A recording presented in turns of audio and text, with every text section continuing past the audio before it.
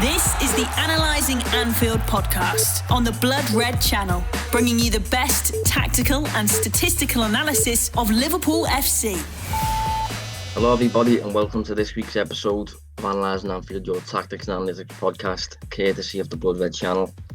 I'm Josh Williams and I'm joined by David Hughes. How are you getting on, mate? Still no haircut? No, I was complaining before, wasn't I, that I thought we were going to be recording post Tuesday when I'm booked in to get my hair done, and we're not. So I'm gutted to have to go back to the cap one more week. But yeah, I mean, the only thing I'm concerned about now is I feel like I'm putting a lot of pressure on me barber to get to do me a good haircut, because if it looks terrible afterwards, then it's going to have all the suspense for nothing. But yeah, for one more week, make the cap. Yeah, I'll reassure the listeners that I'm due in on the 15th. So you got 9 more days of me looking like a caveman. But for those who are listening, I suppose you're the beneficiaries because you aren't having to deal with the current hairstyles on view. So we've got plenty to get through today. Looking back at City and Villa, sadly, and looking ahead to Brighton and Burnley.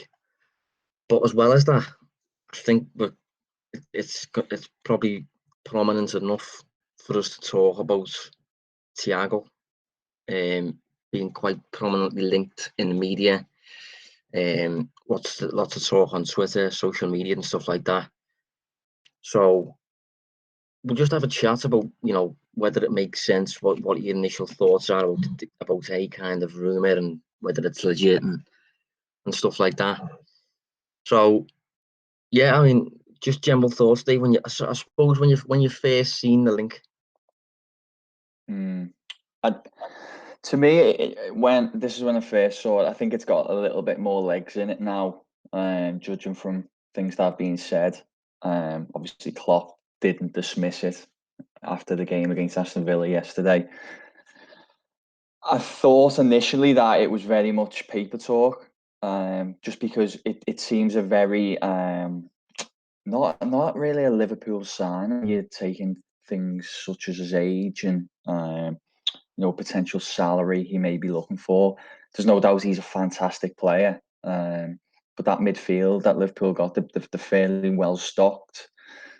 One player could be leaving, which I assume we'll talk about shortly, which may open the door for his signing. But on the whole, yeah, I thought it's a little bit of a bizarre one, even despite the fact that he's a brilliant player.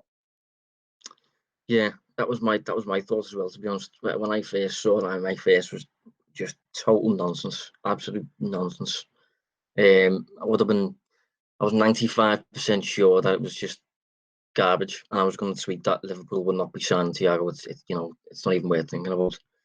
But I've since been surprised at how reluctant Liverpool journos have been to shoot it down.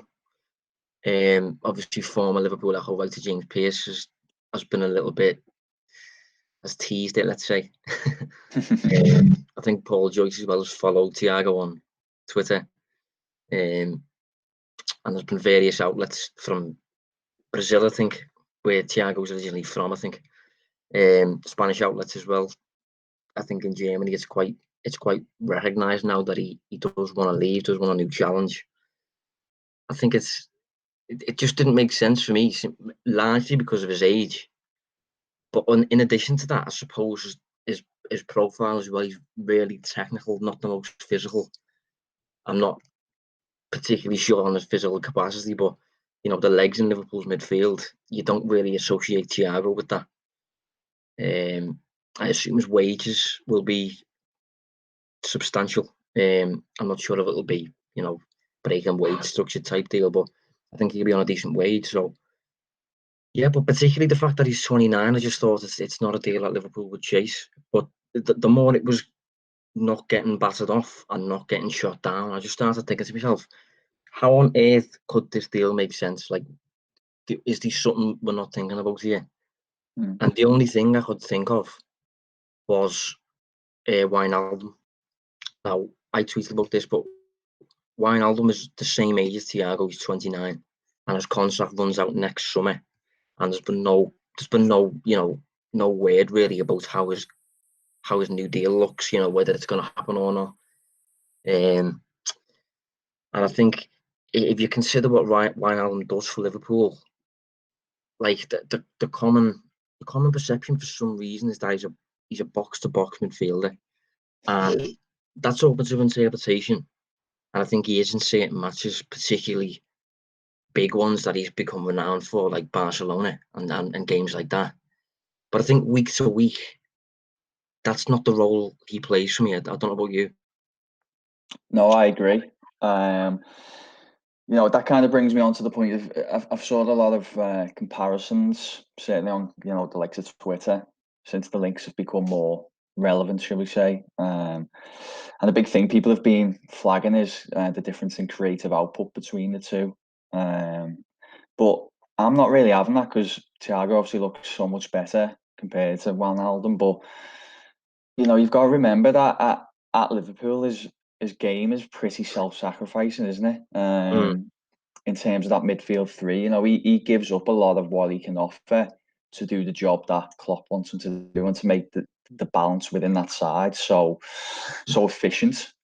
Because I do believe, Wijnaldum can be a more creative player, because we've seen him do it. He does it at international level, doesn't he? He plays a bit higher up the pitch, and when Klopp needs him to, he's been that kind of more of an attacking entity. You could argue he probably done that at Newcastle as well. I don't doubt he could do it, but he doesn't do it in this Liverpool side. He is, again, I'll use that same self-sacrifice, and that's a lot of what he does at Liverpool. He does it really well. And I just want to, reiterate the point you made about, will Thiago have that same engine? Because I think what Wijnaldum does really well is press off the ball, and that doesn't really seem what Thiago's about. He is an unbelievable technical player, but it's not quite the like for like, I suspect, that maybe others are expecting.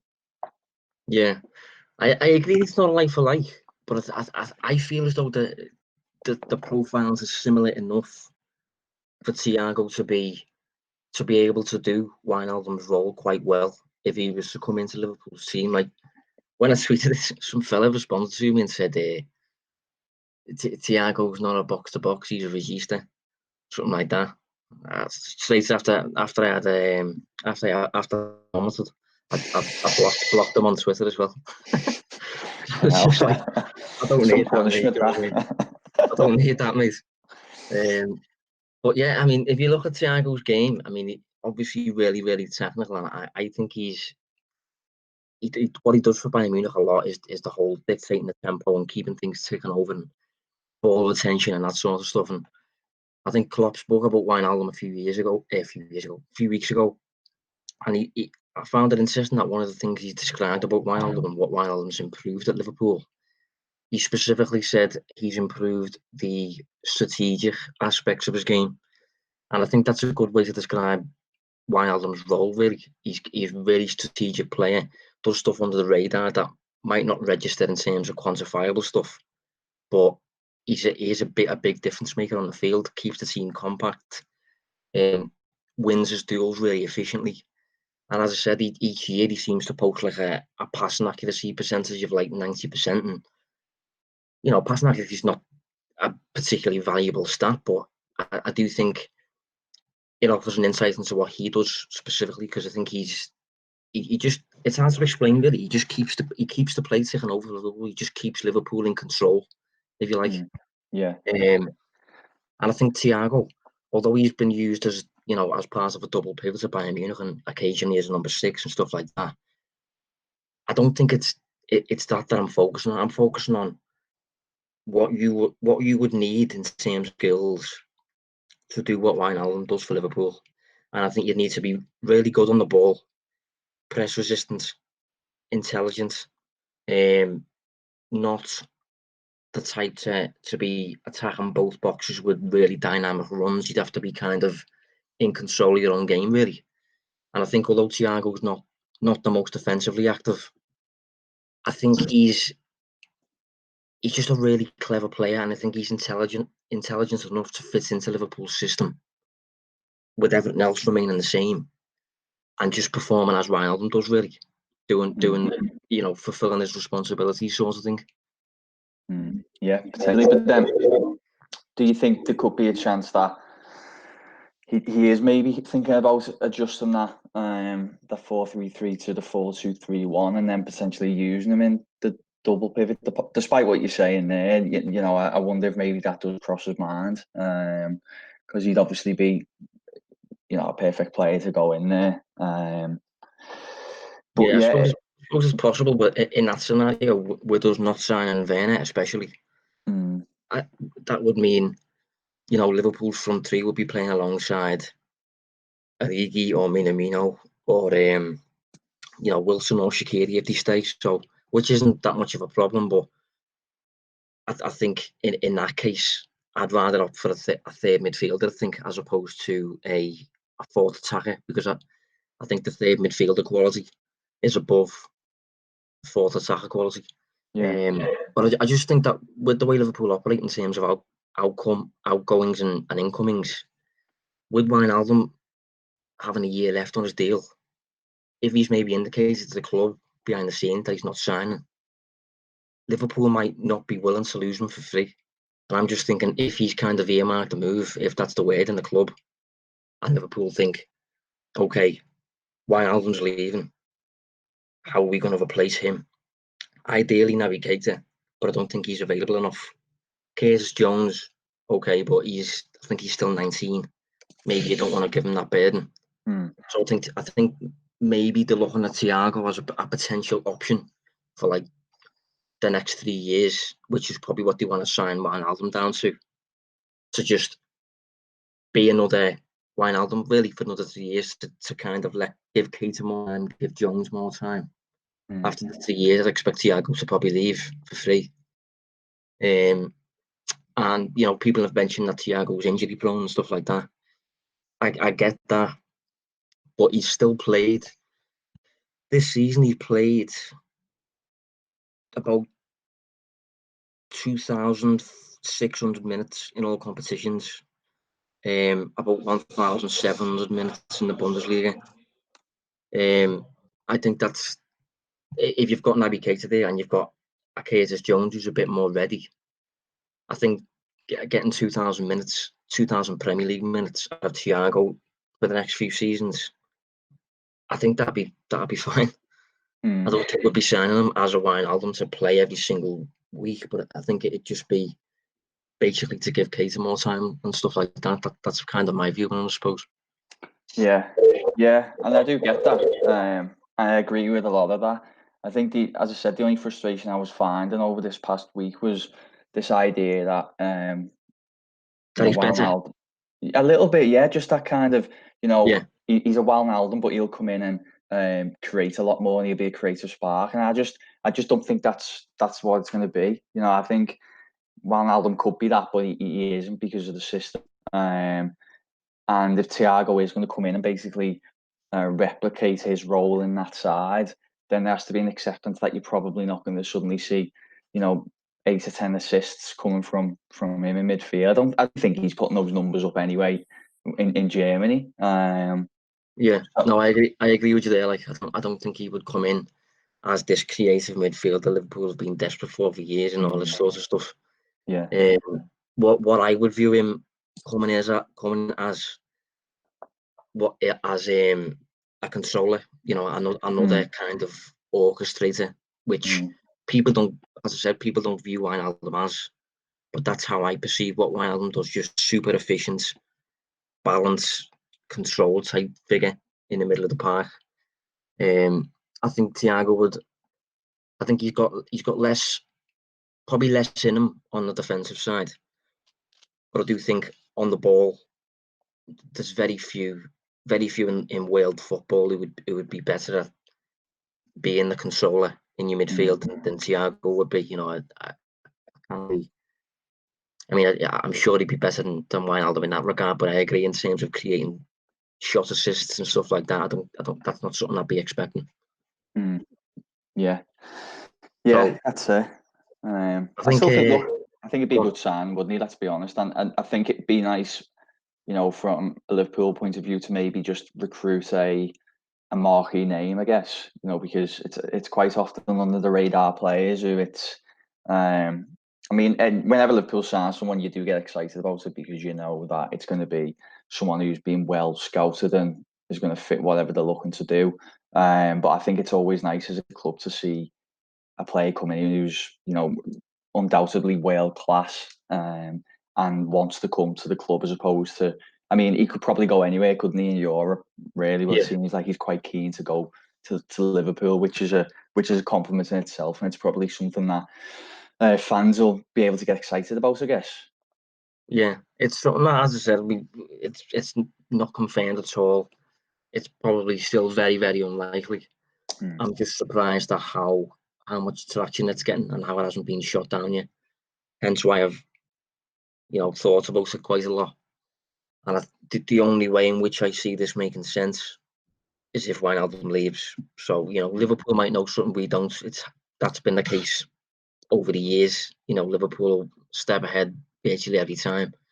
So maybe there's something out there that we're not picking up on, but I would be inclined to think that if Liverpool do genuinely go after Thiago and actually end up bringing him to Anfield and all that sort of stuff, I don't think that I'd expect Wijnaldum to leave. Yeah, but we'll leave that one there anyway. I think that's one to watch anyway. Maybe we'll go into a bit more detail if anything comes of it, but it's unlikely. But it was just a transfer link that we don't often get to address on this show, do we? Considering the lack of business Liverpool have done for like 18 not months. really. You'd expect a little bit more, but no. That's probably the first, realistically, of this summer. I know, obviously, we're still in the midst of Premier League action and things, but yeah, you'd be expecting to cover a little bit more, and maybe we will in a few weeks. Yeah. Now we're not going to stay on either of these matches for too long for obvious reasons. We'll start with the City game. Bad game. It was not enjoyable. It was not. To be honest, it's going to be difficult. I'm getting the sense that it's going to be really tricky now for us to preview Liverpool's games and predict scorelines, especially for the remaining season, because they're essentially friendlies, really, for Liverpool at least. Friendlies that can result in a record being broken, but they're still friendlies. So I think at City anyway, I think we started well. I think we had a few opportunities whereby if we could have used the moment better, we could have got a shot away, potentially even scored. We were sloppy in the final third, in my opinion. And when City got chances, they took them. That was how I viewed it. Yeah, I was actually really annoyed at myself after the game for not sticking to my original prediction that we did at the top of the segment in the preview, where I was like, I actually fancy City. And then once we talked about it, I was like, no, I think Liverpool will, maybe it'll be a draw. But I wasn't surprised that they won. I think what happened, in my opinion, in that game was, if we look at the XG numbers and if you look at the scoreline, you think it was very one-sided. I don't actually think it was. City were 3-0 up at half-time and they had 3 shots on target. They were just really efficient. But even little things like, the XG wouldn't have picked up on that Mane chance in the first half, where obviously he doesn't get a shot off, so that wouldn't be picked up. But I thought that was a really big attacking chance. Do you remember the one where it comes through to him, he just miscontrols it? Type of thing that he always he normally converts into a chance and probably a goal, but it was really a signal that Liverpool weren't, from an attacking point of view, weren't really at it. And I think when you go down 2 or 3-0 to City early on, it doesn't matter even if you are Liverpool. I think it's very difficult to find a way back into the game.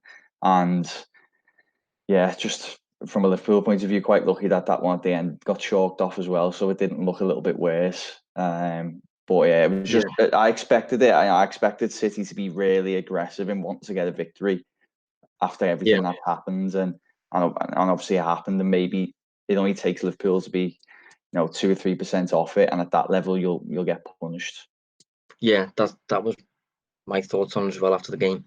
I think for me, the first goal was quite important, because I think the first goal, up until the first goal, City seemed a little bit shaky, and they were building from the back a little bit recklessly. losing the ball, stuff like that. And it almost felt like a little bit of a lack of belief in comparison to the team facing the team who just took the title off them. But I felt like as soon as they scored and they took the lead, it gave them a boost, and it usually Liverpool would respond, but it felt like they were kind of caught in the mind of it does anyway sort of vibe, and it felt like they weren't the hunger to get back level. I don't know, it might have just been me, but the usual Liverpool response, fight back sort of thing, it felt like it never came.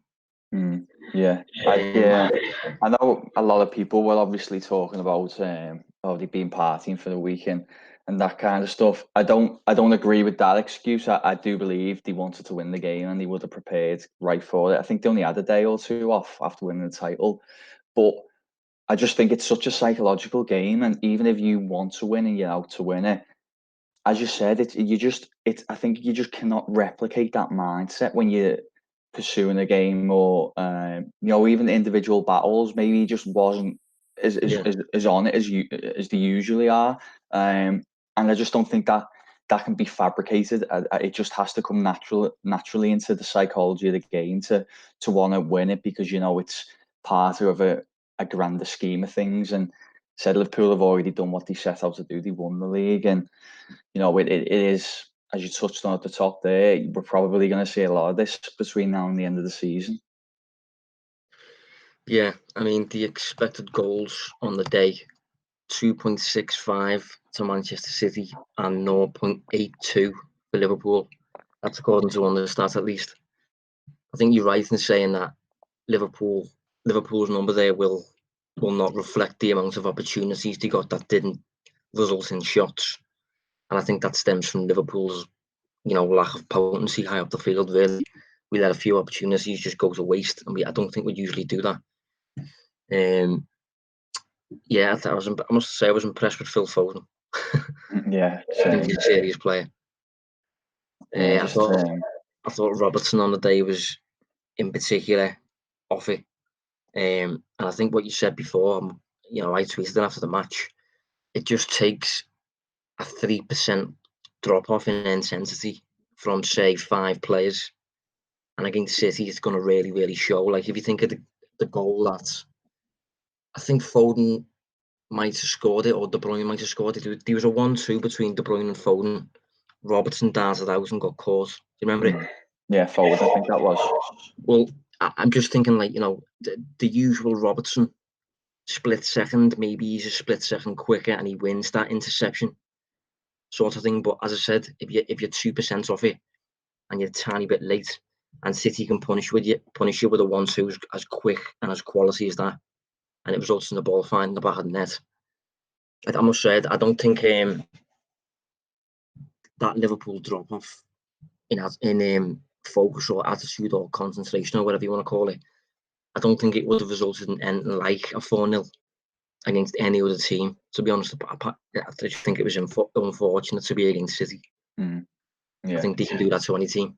Yeah, especially at home as well. They have a lot of fragilities, and we talked about a lot of them, but I don't think they've lost a fair few this season, but I don't think a lot have come at home, have they? I mean, I might be wrong. Someone might start laughing now and have the record in front of them, but I can only think of one off the top of my head. Wolves. There may be another 1 or 2 in there. Crystal Palace was that one, but at home, even when they've been a bit inconsistent this season, they tend to be able to switch it on, and when they're on it, they are a really difficult side to play against. So, yeah, if you're not at your best, you will get punished. Yeah, there might have been a Manchester United result in there as well. I'm not sure. Yeah, there was. Yeah, there was. Yeah, the United game, because they've done the double this year against them. Yeah, and in terms of the Villa game, I personally really expected a response. I expected, a team that was hungry to prove that the City game was a one-off. Klopp obviously ring the changes, and he brought in Oxlade-Chamberlain and navigated into central midfield, which is always a talking point. And he brought in Divock Origi for Roberto Firmino. You was at the game, Dave. Thoughts? Yeah, look, I didn't think it was a good Liverpool performance. I think anyone who watched it probably agree with that. I was disappointed with the midfield, certainly in the first half. I know we were texting, weren't we, while the game was on. Oxlade-Chamberlain and Keita didn't seem to work again. Keita seemed to be a much better player after the changes in the second half, but it just felt a little bit, again, it just felt off it really. And Villa I thought had some decent chances, and again, maybe not necessarily in terms of shooting opportunities, although they did create some. But I thought if they were a little bit sharper in the final third, maybe with the final ball selection, then they could have maybe got a goal. Didn't happen, and eventually when Liverpool made the changes, they looked much better. And it did feel like once the changes happened and they were hitting the stride a little bit, that the goal would come. It does eventually, thanks to what was an unbelievable ball by Keita to Mane, and then sealed later on with a good goal for Curtis Jones. But yeah, a little bit disjointed again for me, Josh. Yeah, I think for me, I'm not sure I'd describe it as disjointed. We just really lacked intensity. I thought we were shocking. Really bad day. I know we ended up winning 2-0, but I thought we were just terrible. If you look at the actual expected goals and stuff like that on the day, Liverpool posted an XG of 1.08 and Villa 0.69. But Liverpool only had 6 shots. What was the timeline like on that XG as well? It must have. I bet you they mostly come after the hour mark. Yeah, Liverpool did virtually nothing until up until the goal. Liverpool's XG is 0.08. The goal was on the 70th minute. So it just seems to be a bit of a kick out of nowhere. Funnily enough, shortly after the substitutions were made. But 6 shots at home to the worst defence in the league is shocking. 4 of them were on target, and obviously 2 of them went in. And if you look at the locations of them, of the 6 shots, 3 were outside the box, and of the 3 that came inside the box, obviously 2 of them were relatively clear cut, hence why they were scored. But if you look at the performance on a whole, that does not deliver you 3 points every week. And if we want to keep going like that, I have a bit of a problem, I think. Yeah. I think it comes down. I mean, what I will say as well, I wouldn't even class Villa as a side who are great at sitting deep in a low block. I didn't even feel like they were sitting. I think as the game went on, I got a little bit deeper. But initially, I don't think they were that deep anyway. But obviously, to be honest, for me, they were playing in the mid block the whole game. Yeah, I was going to say that, but for me, they were in the mid block as well. I was on level with their defensive line certainly in the first half, and there seemed to be a big emphasis. I don't know if they've been watching other sides against Liverpool. There seems to be an emphasis on dropping when needing to, but also making sure the line stays high enough to try and limit the spaces in between them and the midfield. And I guess it worked, but I think there's a wider issue brewing now, and I'm keen for your thoughts on it. Just in terms of this 4-3-3 formation, it just never looks as efficient unless you've got your key personnel playing. And if only 1 or 2 of them are missing, it just doesn't feel the same for me. I know we can talk and make excuses about the lack of intensity because of the game scenarios that we're in where Liverpool aren't playing for that much, but it doesn't look the same, I think. And I reckon it's going to be something Klopp will have to address next year on whether he needs to start. If he's bringing in other players, maybe we need to just start thinking about maybe a 4-2-3-1 as I touched on before, or just something a little bit different, because I just don't think the balancing across the side is the same. Yeah, no, I think you're spot on. If you look at Liverpool's team on the day, I think the players that Klopp usually rotates are the players who he can rotate, and we don't really suffer on the pitch. So I think Van Dijk's partner can be rotated. I think the 2 centre mids either side of Fabinho, for the most part at least, can be rotated. Usually providing at least one of Henderson or Wijnaldum is still playing. That's okay. So you usually take one out, sort of thing. But I agree in terms of the players who were quite specific with the profile, like Robertson, Mane, Salah, Firmino especially. They really do define specifically how Liverpool attack. And I think one of the reasons Villa were in the mid block for the whole game was because we failed to force them into a low block. And one of the reasons we failed to force them into a low block for me was because Firmino so often is kind of like he's our vehicle into the final third, really. He's the man who, I mean, you called him an advanced pivot a few episodes ago. He does kind of offer that. He's the man who, high up the field, makes the ball stick. Whereas I think if you look at Salah, look at Mane, risk takers, a bit raw, a bit erratic, hence why they're hard to deal with. But in terms of keeping the ball, making the ball stick and stuff like that, you need Firmino to do that. And I think Origi especially, he cannot do it. And I must admit, it's painful watching Origi. I think I've said before that when he doesn't score, he offers absolutely nothing. And this was another one of those for me. Yeah, I think we have to be honest with Origi, and you can be a bit of a cult hero, but also admit that he just isn't really good enough for this side. I think he could play a lot of sides in the Premier League. I think he is a quality player in some sense, at very least. But we're talking about the Liverpool are at the absolute peak at the moment. That look what they've won in the last 12 months. They're in company with the likes of Barcelona, Real Madrid at the moment. They're in that tier, and Origi isn't. This isn't some sort of vendetta against them. I know he had a fantastic season last season in terms of big goals, but he isn't someone who can go into this side and without seeing a dramatic drop in quality. And I understand some arguments people have made about you'd struggle to find another striker who'd be willing to play so little, who has his quality. In some ways, I understand that point, but for me, I think Liverpool can kind of go for whoever they want at the moment, player-wise. And I do think there's some players that could at least replicate the profiles a little bit better of who they already have, and just make that drop when he does change the side less severe. I just don't think he's good enough, unfortunately. No, I'm the same. On the day he played just over an hour, about 63 minutes.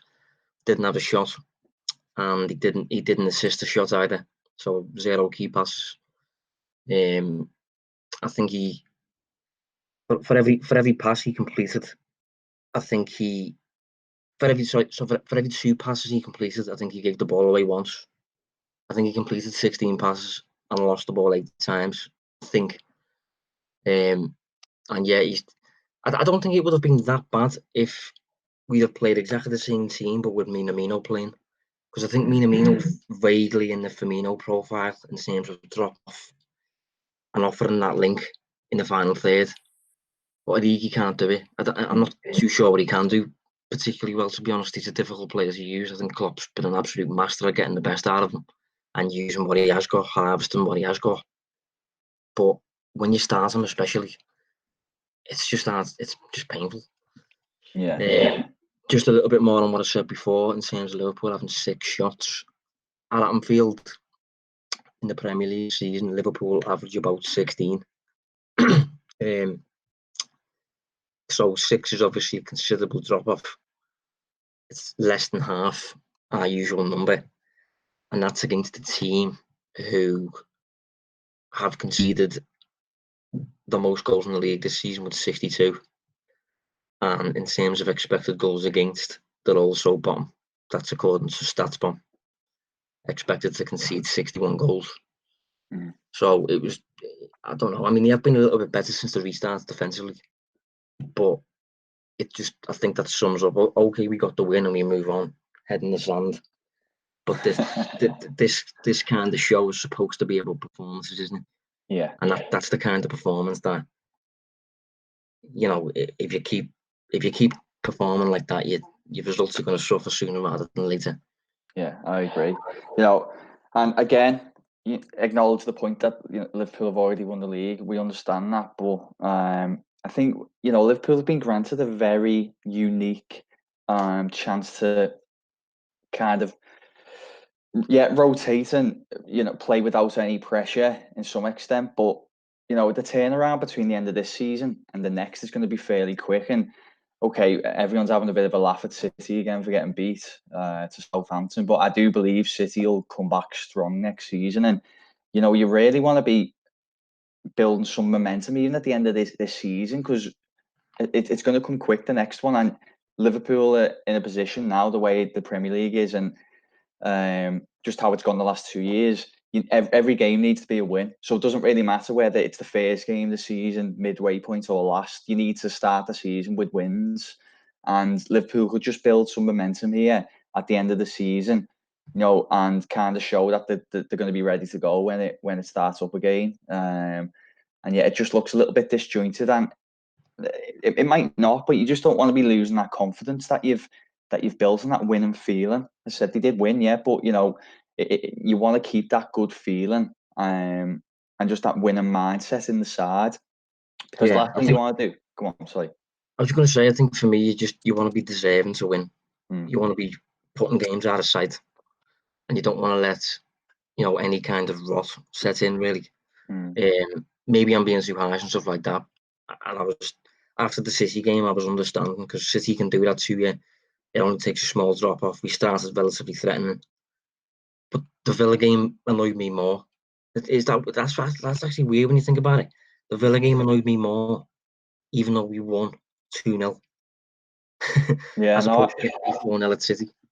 Yeah, but you mentioned before, you were expecting the response a little bit. I think we all were, you're expecting just a little bit of, okay, it was an off night, but this is Liverpool and this is what we do, and it just wasn't quite there against the side who were there for the taking. Probably going to go down this year. They're the worst defensive side in the league, so you can kind of have a little bit of fun in front of goal, and it just didn't really seem like it was going to happen. And the problem is, if you're starting to get a little bit like this, I used the term disjointed, didn't I? If it's starting to just be a little bit like that, Liverpool still got some tough games to come. Okay, they don't mean anything, but as I said, you don't want to lose that winning feeling at the end of the season. Just my opinion anyway. You don't want to be losing that, and then starting a new season, having finished the previous one a bit naff, even if you did win the league. Yeah, I'm just looking at Liverpool's matches this season to see if we've taken fewer than 6 shots at any point in the season. And I've only had a glance, and my eyesight's not the best, but I've only seen one match that even comes close, and that was away to Chelsea. We only had 7 shots that day. Obviously, we won 2-1, 2 set pieces on the day, I think it was. But other than that, in the Premier League at least, this is not including Champions League. But I don't think we've had as few shots as that in any other game. And that, again, that's just... Yeah, we had 7 against Watford as well when we lost 3-0. So 6 against Villa. 9 against Everton away. 6 against Villa is just... it's really bad. But we've got Brighton next. So do you have any thoughts on whether that will change, Dave, on Wednesday? Brighton away. I mean, how's the table looking now? I take it they're pretty much there or thereabouts in terms of safety, aren't they, Brighton? Yeah, I think they're safe, yeah. Yeah. But we've described them before, haven't we, as quite I mean, they're undergoing change, obviously, but because they're undergoing change, they're a little bit of a beige team at the minute, I think. Yeah. They're the side who I think could, we say this every week, but there are side who I think Liverpool could do quite well against for that reason. And, they are kind of going through changes. Potter's come in and implemented a new style at the club. It's had plenty of teething problems, and it even looked like they could be going down at one point. They've kind of alleviated that fear now, and I think they are the side who could potentially end up having the flip-flops on a little bit. A lot of the sides in perceived mid-table have actually got one eye on the European place because of how open it is, really, from 11th upwards. But they are in that pocket between 11th and above the relegation fight, where they haven't got anything to play for. And we've picked up on Liverpool not really being at it the last 2 games. I think no matter what Klopp says in the media, I think he'll be aware of that, and he won't want to see this season kind of fizzle out with some off results. He'll have one eye on breaking that points total as well. So this could be actually a really good game for Liverpool to bounce back from a performance point of view rather than just the results. Yeah, spot on. They're currently 15th in the table, 36 points. And the team who was 18th, funny enough, Aston Villa, they're on 27. They're on 27, so 9 points separating them now. So I'd expect that to be pretty much done with. I watched Brighton last week. It might have been against Manchester United. I was quite surprised actually as to how reluctant Brighton were. They were very much in a low block for virtually the whole game, and they got battered, to be honest. Yeah, I think it finished 3-0. Could have been more, really, couldn't it? Yeah, and that was at home as well. And even the side that he put out a relatively, all his creative players seemed to be on the bench. He had Morpay on the bench. He had Trossard on the bench. Alan Moy, Pascal Gross was on the bench. So I thought it was quite weird. I'm not sure if he's prioritising the important games, because he obviously beat Norwich. I think it was 2 days ago. We're recording on the Monday today. Just on that, sorry, Josh. I'm just having a look now, and they've played 2, 4, 6. They've played 10 games against sides in the top 6 as things stand now, and they haven't won any of them. They've drew 4. Yeah, drew 4, lost 6. The 3 games after losses being quite heavy. Well, you've got 2-0 Leicester, 3-0 United, 2-0 Chelsea, 4-0 City. And then the 3-1 in there as well at United. So yeah, it seems like they've been fairly well beaten in all of these games. And the 2 draws come against the 2 draws with nothing special. You got away from home, it was 2-0 against Leicester and Wolves. And then 1-1 with Chelsea at home, 2-2 with Wolves at home. But the traditional top side, so you're talking your Liverpool, Cities, United. They've lost all of them games this season. So maybe there's this little bit of the inferiority complex as well playing a part in the tactics that they set up. Yeah, I'm just looking back here at the last time Liverpool faced them. It was at Anfield. Alisson, I think, actually got sent off. Yeah, he did. Scored from the free kick, didn't he? Yeah, that was Adrian still on his post. Yeah. Lewis Dunk slotted in the far corner. But we won 2-1. It looked like a deserving victory, to be honest, because up until the point of Alisson sending off, we've got an expected goals of around 1.4, and Brighton's was about 0.4. Up until obviously the goal was scored. I remember on the day being quite comfortable, and I don't think they offered anything on the attacking side. I think that them results you've just listed off there against the top 6, one thing I picked up on was how many times you said nil. I don't think they find the net particularly well against, in any week actually, because that's one of the things I've looked into for Brighton.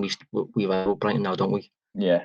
And one of the things I picked up on a few weeks ago was that it seems to take them an abnormal amount of shots to actually find the net. I think Liverpool are the most clinical in that department. I think Liverpool score once every 6 shots or something like that it was. And I think Brighton were at the opposite end, scoring once every 11 or 12 shots. I think the only team that had less of a cutting edge was Norwich.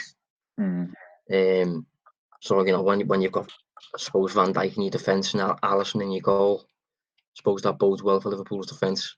Well, just on that, Josh, as well, it's probably worth flagging that was a game where Van Dijk scored twice in the first half, 2 set pieces as well. That is very interesting.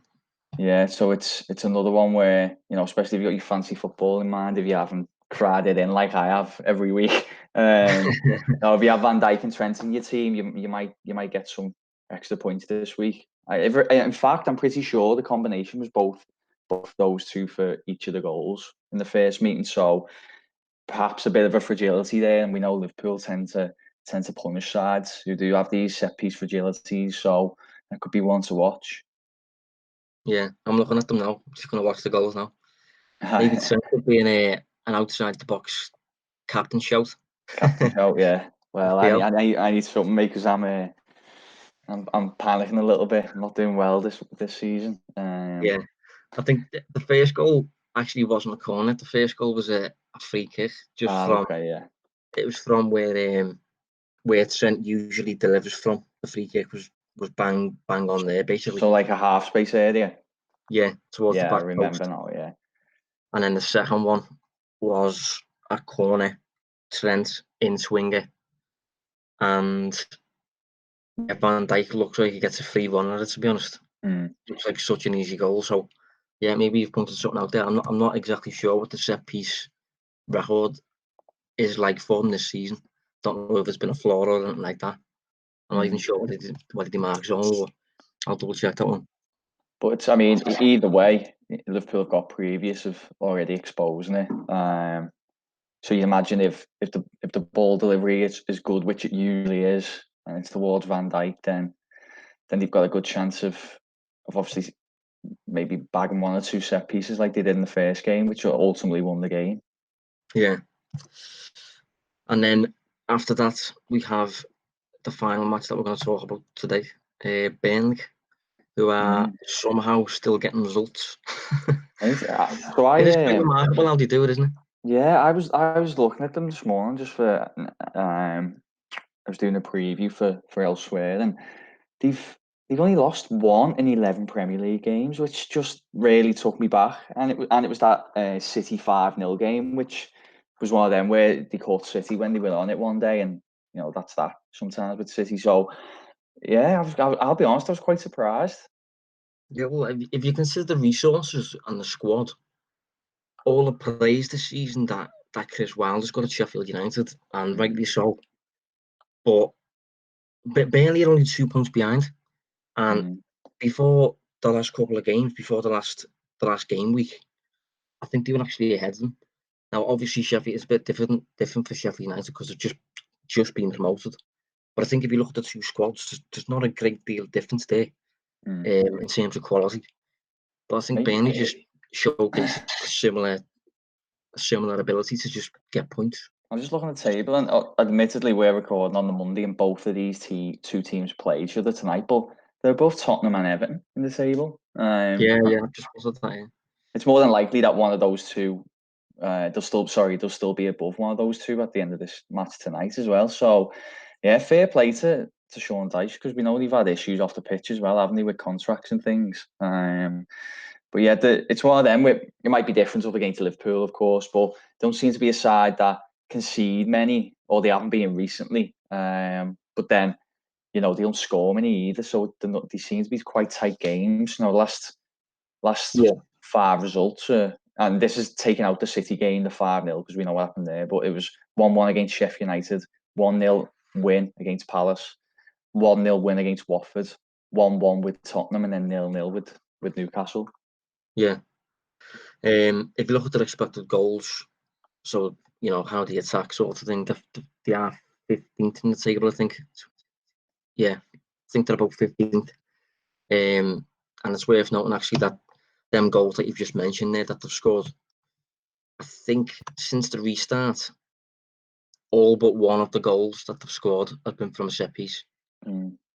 So obviously they're not the most fluid and open play, but I mean they even scored from a set piece against Sheffield United, and nobody seems to be doing that. Sheffield United seems to be really watertight from set plays, so I think that's quite impressive. Yeah. And on the defensive side, Burnley are up in the top half of the table, actually, surprisingly. Because I think in years gone by, they've been quite renowned for basically letting you have as many shots as you want, but they don't tend to find a net. But according to StatsBomb's numbers, they're about 8th in the table for expected goals against, with a similar defence to Everton and Sheffield United. Fully enough, not bad then. They're two teams that Liverpool struggle to break down, really. At some point at least. Sheffield United away and Everton away as well. Yeah. You checking something out? Yeah, I was literally just saying. I can't remember where the actual, if it was at home or away, but it's at Anfield, isn't it? Yeah. Yeah. So, if we preview these two, then I'm going to include a massive caveat now every week. I'm going to say, if usual Liverpool team turn up, what score do you think it's going to be? We'll go with Brighton first. You know what? Even with this one, I'll back Liverpool. Even if they kind of played like they have been doing, just because I think you might, if two teams are looking a little bit off pace, you'd still back Liverpool out of those two. So, yeah, I'm going with Liverpool. Maybe a comfortable 2 or 3-0. I'm going to go 3-0 actually, 3-0. Similar to how United won down there. Yeah, I'm going to go 2-0. I will be surprised if Brighton score, to be honest. I know they did it last time, but as I said, Alisson had just been sent off and it was a fluke from a free kick.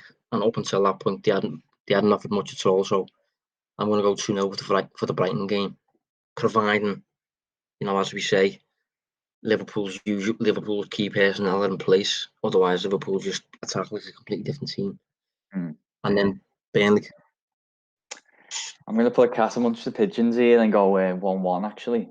Just the way I'm seeing the week pan out, I could imagine Liverpool's are going to get back to the best against Brighton, but then I just think it's going to be really hard for them to turn it on in, Burnley at home, and not a game that you got nothing to play for either. Whereas Burnley might still have half an eye on potentially sneaking into Europe. So I just think they'll make it difficult for Liverpool and might just nick something. Yeah, probably should say in response to that, Dave, that I think Liverpool have played 17 home games this season and have won every single one. Yeah, so I know that. If Burnley had the team to put an end to that, I would be surprised. I'll be honest, but the way we played against Villa, I would not put it past it. So I think I'm going to go with the caveat, usual Liverpool team. I'm going to go with 2-0 Liverpool again, I think. But you just don't know the way we've performed in the past two matches. Is it taking you back to the Rodgers days, mate? I wouldn't go that far, no. No, not yet. We haven't seen Sterling playing as a wing back yet. Yeah, we'll leave it there tonight. So, yeah, thanks for joining us anyway, Dave. Yeah, cheers, mate. Cheers, everyone. And we will be back next week. So, thanks for tuning in. Cheers.